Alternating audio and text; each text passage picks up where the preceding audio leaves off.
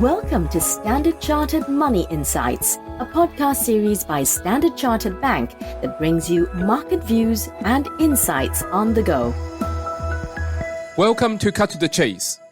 This is Thursday, the 9th of February. I'm Daniel Lam, your host for the podcast.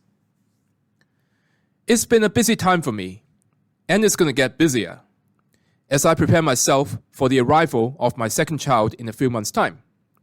And this time, it is going to be a girl. But of course, I must not overlook the needs of my son because he's still a toddler. Now, over the last few months, much of the attention has been on the resurgence of Chinese equities, and little focus has been on the quote-unquote old trade of US energy stocks. However, over the last 2 years, it is by far the best performing sector in the US, both in terms of share price as well as earnings. So, let us take a look at oil and energy stocks today. Crude oil has been rebounding strongly over the last few sessions. It went up nearly by 10% after reaching its key support level at $72, which was last tested in December last year.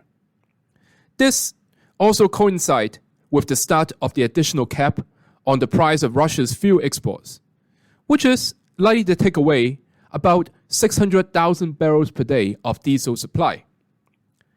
Moreover, the reopening of China, which is the world's largest crude importer, is likely to help energy demand. Lastly, increasing prospects of a potential soft landing in the US is also supportive of crude prices. Looking at crude oil's technicals, it is likely to be able to retest the top of the trading range at $83 per barrel. Now, what about US energy stocks? The S&P 500 Energy Sector Index has been range-bounding for the last 3 months, in a tight 10% range in fact. The sector continues to be the strongest in terms of earnings growth, and the share price itself continues to lag earnings growth.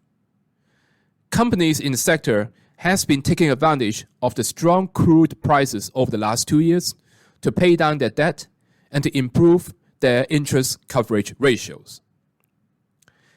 As such, we believe this sector still offers steady returns and decent fundamentals.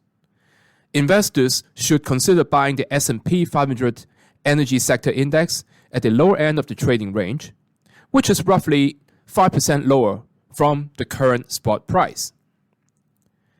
That is all from me for today. As always, if you enjoy this podcast, please don't forget to rate and like it. Thanks for listening, and we wish you a happy day ahead. Thank you for listening to Standard Chartered Money Insights, a podcast series by Standard Chartered Bank. For more details on the latest market insights, subscribe to Standard Chartered Money Insights.